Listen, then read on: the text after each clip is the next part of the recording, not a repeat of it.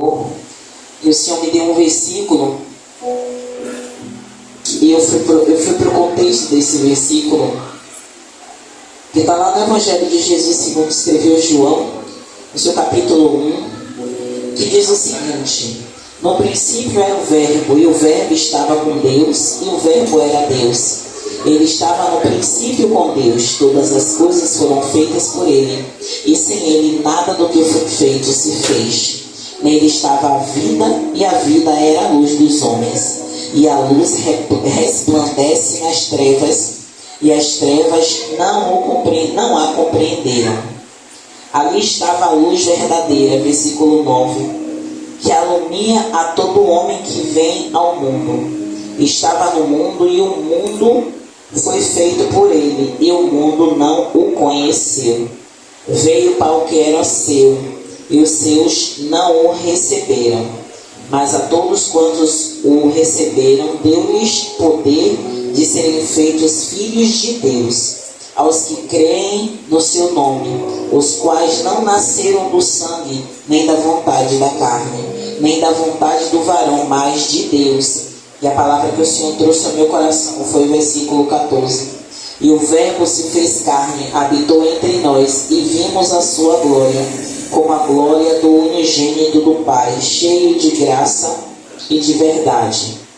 Igreja, eu fiz questão de buscar desde o versículo 1, porque quando a gente vai falar de criação do mundo, a gente vai lá em Gênesis, e quando a gente começa a ler a partir do versículo 1, em que o Senhor começa a criar cada coisa, o Senhor vai criar os luminares, o Senhor vai criar os animais, o Senhor vai fazer divisão entre terra e água.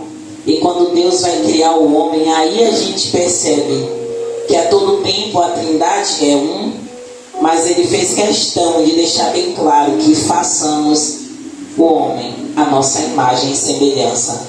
E aí daquele versículo a gente passa a entender que Deus a todo tempo, Ele não manifestou a sua Trindade.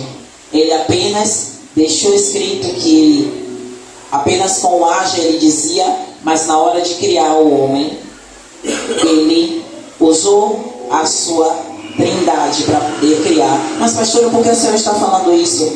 Porque no decorrer desse capítulo 1, vai falar que o verbo estava com Deus, e o verbo era Deus, e Ele estava no princípio de todas as coisas.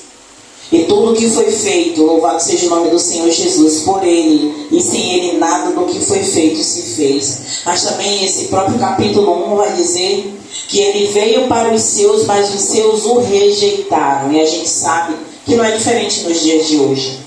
Nos dias de hoje a gente sabe que tem um povo que a própria palavra vai falar, louvado seja o nome do Senhor Jesus, e vai falar o seguinte: mas todos quantos o receberam, deles poder de ser feitos filhos de Deus. Então nós passamos a ser cordeiros com Cristo.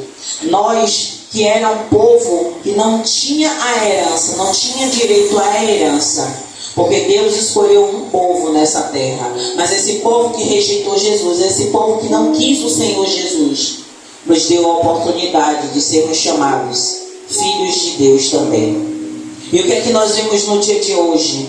Todas as vezes que nós buscamos cada dia mais estar próximo do Senhor Jesus, e cada dia mais buscamos nos parecer mais com Cristo, nós também somos rejeitados. Nós também somos separados, muitas vezes somos excluídos.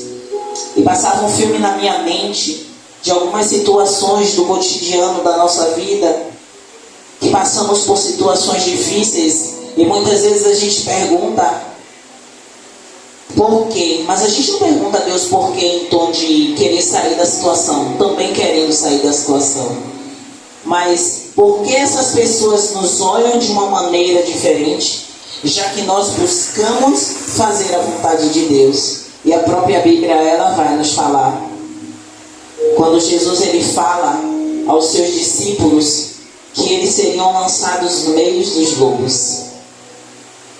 E não é diferente no dia de hoje. Para pregar o Evangelho, aquele que busca se separar, aquele que busca fazer a diferença, aquele que não se contamina, sempre vai ter um levante, sempre vai ter uma afronta. E quando a palavra fala no versículo 14, o verbo se fez carne e habitou entre nós, e vimos a sua glória como a glória do unigênito do Pai, cheio de graça e de verdade. Quando João ele relata isso, João ele tenta trazer ao nosso entendimento o que foi a grandeza da glória do Senhor Jesus naquele tempo, para que a gente pudesse desejar contemplar essa presença, ainda que não seja uma presença como a nossa, mas uma presença que a gente pode sentir no nosso espiritual.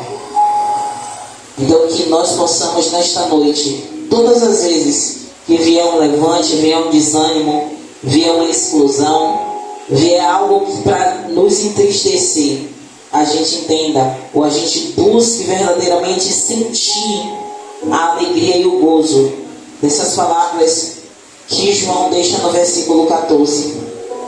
Porque ele veio, ele se fez carne para nos resgatar. Então, se nós somos resgatados, somos escolhidos, fomos separados, nós possamos ser gratos a Deus por isso. Amém, igreja? Amém. Glória a Deus, e assim eu agradeço a minha oportunidade.